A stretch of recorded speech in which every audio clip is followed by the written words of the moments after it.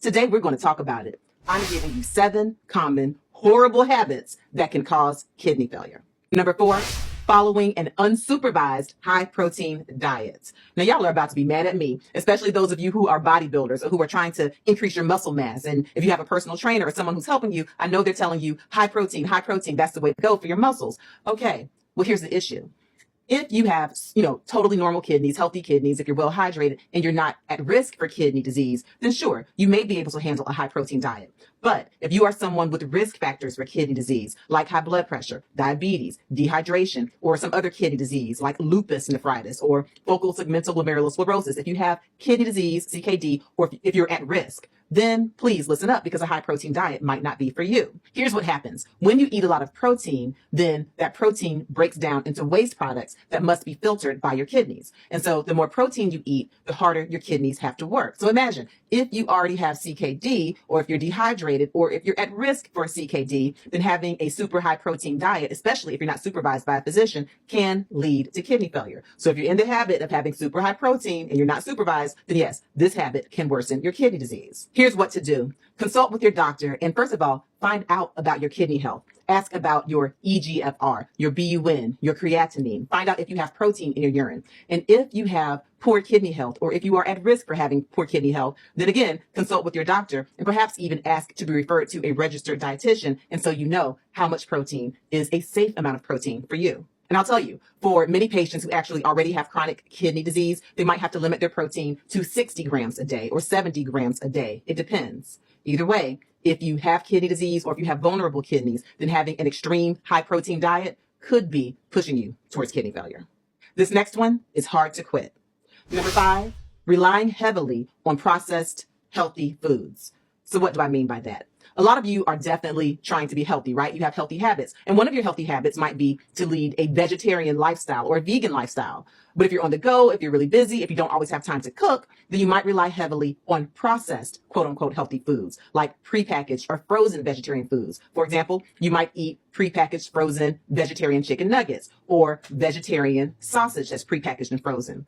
If so, there are often a lot of chemicals in these ultra processed, healthy, quote unquote, vegetable diets. For example, just take a look at the labels and you might see if you get 2 vegetarian or vegan sausages, then those 2 sausages might have 300 milligrams of sodium. Well, in a day, it's recommended that you have no more than 1,500 milligrams of sodium. And so if you eat more than 2 sausages, if you eat 4, if you eat 6, then just in that one tiny meal where you're trying to be healthy, you could actually have a high sodium load, increase your risk for high blood pressure, which can lead to kidney failure. And so there you have it. This prepackaged, processed, healthy vegetarian sausage could be causing kidney damage, right? Also, the same thing with vegetarian chips, right? You'll see a lot of these veggie chips that are prepackaged and processed, but if you take a look, they are often high in sodium, or they often have things like phosphorus in them, which is something that could lead to kidney issues. The list goes on. There are a lot of quote unquote healthy protein bars that are processed and they can cause issues. And there are a lot of drinks, like certain juices that you might take in that you think are, hey, this is healthy, it's a juice. But if you look, it might be loaded down with sugar. And we know that high sugar intake can increase your risk for diabetes, and diabetes is the number 1 cause for kidney failure. So the reason I say that number 5 is hard to quit, because those of you who are trying to have healthy foods are the ones who really think that you have good healthy habits.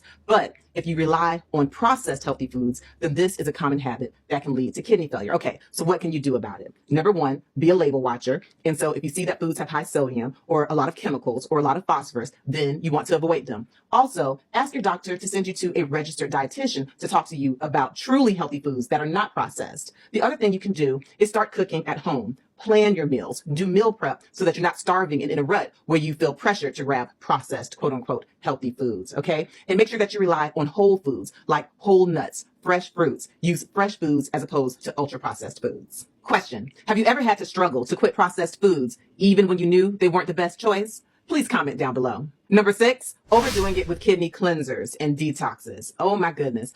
As I mentioned, I am a board certified kidney doctor, and I can tell you that there is no one quick fix. If you see these infomercials, or if your cousins, friends, person, somebody up and down the street, if they told you, oh, I did this kidney cleanse and it cured my kidney disease, or I detoxed and now I'm 100% better. the chances are it's not true. Okay. Trust me, I read the articles, I read the journals, and there's no one magic bullet that boom, automatically detoxes or cleanses your kidneys. And sometimes when you purchase these kidney detoxes, these kidney cleansers, they can have these proprietary or secret blends, and they can actually have some supplements that are harmful to your kidneys. So please make sure you don't overdo it with kidney detoxes and kidney cleansers, and really don't do them at all unless you are consulting with your physician. So here's the truth of the matter.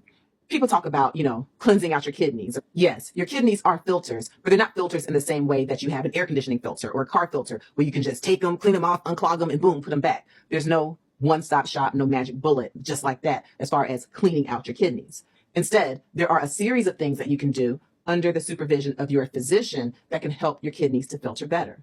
You can do things like eating foods and fruits that are high in antioxidants. This can help to decrease inflammation in your kidneys, and that will help your kidneys to filter better. You can drink plenty of water to make sure that your kidneys are not dehydrated and having prerenal azotemia.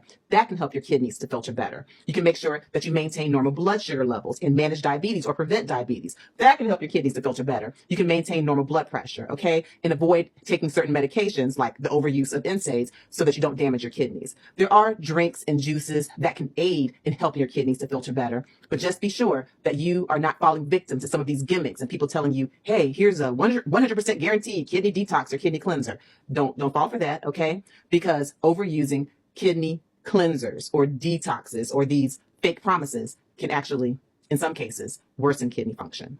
Number 7, taking certain herbal supplements blindly. Yes, this is a common habit that can cause kidney failure because, a lot of people want to be natural. They want to be holistic. And I actually do practice natural holistic medicine where I use food as medicine. I use exercise as medicine. I use lifestyle changes as medicine, right? Diet, exercise. But being that I am a traditionally trained physician, I also know when to use medicine as medicine. And I also know when supplements can actually harm your kidneys. This is why it's important to consult with your doctor when using supplements, and when your doctor asks for your medication list, please don't just give your prescribed medication. Talk to your doctor about supplements because, again, using some of these herbal supplements can actually lead to kidney failure. Because herbal supplements tend not to be FDA approved, again, they can have these secret ingredients, these proprietary ingredients. And sometimes the ingredients can counteract or have a bad reaction with medications that you're taking. And I've actually had patients who've taken certain herbs. For example, I've had a patient who was taking some Chinese herbs. The patient really didn't know what was in those herbs or what it was. They just were given a bunch of greenery and herbs in a bag. And that herb specifically was actually toxic to this patient's kidneys. It caused her to have a decrease in the amount of urine she made and a worsening in her kidney function. And so, yes, I know that's scary because when you're taking supplements and you're looking at things and you're like, oh, it says natural, it must be safe. Just because it says natural, it doesn't mean that it's safe. So what can you do?